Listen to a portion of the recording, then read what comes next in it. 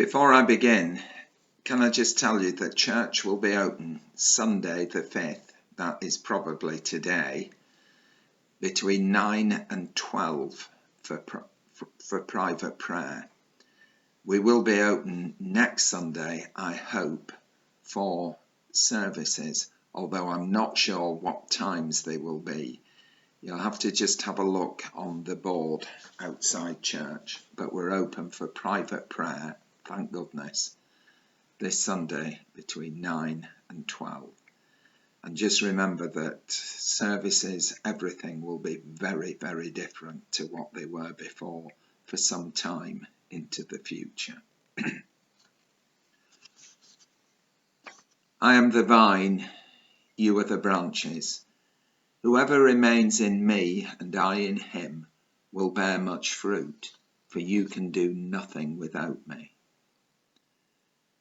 The 20th of July, 1969.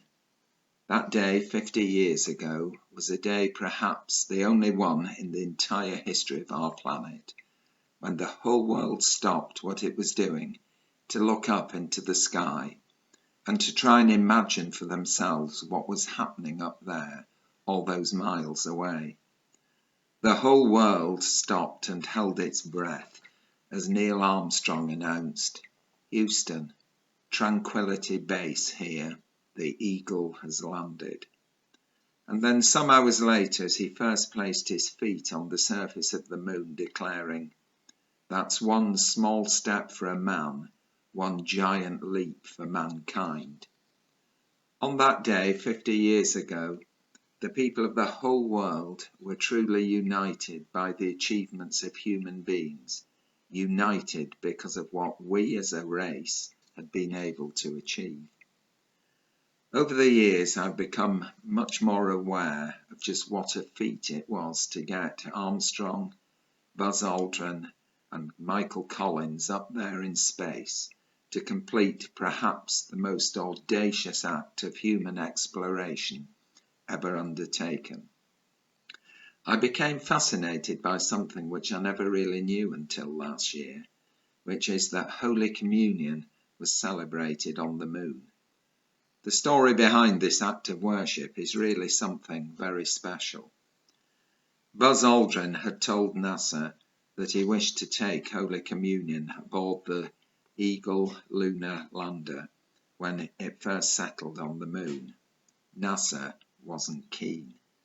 They had already had to fend off a lawsuit by the atheist activist Madalyn Murray O'Hair after the astronauts on Apollo 8 broadcast themselves reading from the book of Genesis. O'Hair said that the astronauts had violated the separation of church and state. The case was later dismissed. However, Aldrin, who would later describe the mission as part of God's external plan for humankind, was insistent, and officials eventually granted permission for him to hold his service under the strict condition that he kept it quiet. Aldrin approached his pastor, who gave him a small silver chalice to carry into space, and part of a loaf of bread, which would be used to celebrate Holy Communion in church here on earth at the same time that it was celebrated on the moon. Safe within the Eagle lunar landing craft, on Sunday the 20th of July, 1969, Buzz Aldrin broadcast this message to Earth. He said, "I would like to take this opportunity to ask every person listening in, whoever and whatever they may be, to pause for a moment and contemplate the events of the past few hours and to give thanks in their own way." Aldrin then read silently John chapter 15, verse 15. "I am the vine, you are the branches. Whoever remains in me and I in him will bear much fruit, for you can do nothing without me." Recalling the event much later, he said, "I poured the wine into the chalice our church had given me. In the 1/6 gravity of the moon, the wine curled gracefully up the sides of the cup. It was interesting to think that the very first liquid ever poured on the moon and the first food eaten were communion elements. Aldrin also read these words from Psalm 8 that Sunday from the moon. O Lord, our sovereign, you have set your glory above the heavens. So the question is, was it worth it? Was it worth the money, the cost to land on the moon?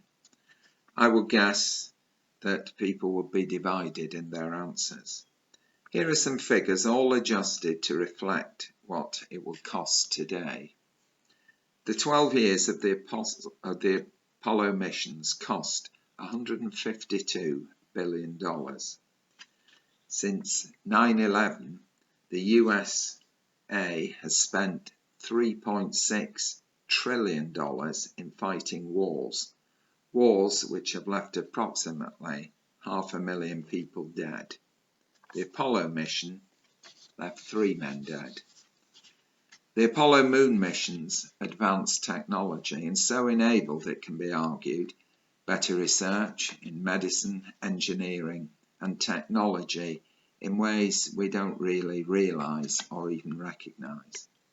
It may well have gone some way in the elimination of polio, which has so far cost $15 billion, cutting cases of polio from 350,000 in 1988 to 22 in 2017.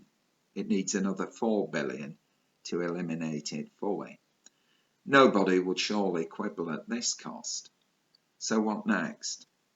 Well, working together as nations, we may well find the vaccine for corona, the end of malaria, and the death of cancer. And what about our planet? It's estimated that it will cost $300 billion to reforest it. By the way, the 2 richest people of the 20th century could each foot that bill entirely on their own. So is it worth it? Should we have spent this money on the Apollo missions? In Matthew's Gospel, we hear of a woman who anoints Jesus with expensive oil, and as she does so, one of the disciples asks, "Why this waste? This oil could have been sold and the money given to the poor." Jesus took the side of extravagance when he answers, "Why do you trouble this woman? She has performed a great service for me." Were then the Apollo missions and the landing of a human being on the moon 50 years ago a noble act of extravagance, a good service for humankind, and a beautiful act for God and the human race? Well, personally, I happen to think they were. To attempt the Apollo program was an act of magnificence. An attempt to reforest our planet would also be an act of magnificence. In fact, not to attempt it would be madness. We, like the rest of the world, are slowly coming out of this lockdown. Places are opening, things are easing, but things will be different. And as we open, we need to respect the needs of one another, recognising that our needs, joys and fears are all different. So returning to normality will take patience and a great deal of time, perhaps more time than we realise. As we continue to explore space, its wonders become even more wonderful. The beauty, the majesty, the vastness of what lies around us throws up many more questions than answers. As Neil Armstrong said, mystery creates wonder, and wonder is the basis of man's desire to understand. That one step, that one giant stride which brought the whole world together, opened so many doors. Perhaps this pandemic will open the way for more steps and far greater strides in bringing our world together to achieve together what we cannot achieve alone. I hope so, because if it doesn't, it will be a lost opportunity for us all. So we, the people of our world, must strive to make it happen. And with God by our side, I believe that all things are possible. I am the vine, you are the branches. Whoever remains in me and I in him will bear much fruit, for you can do nothing without me.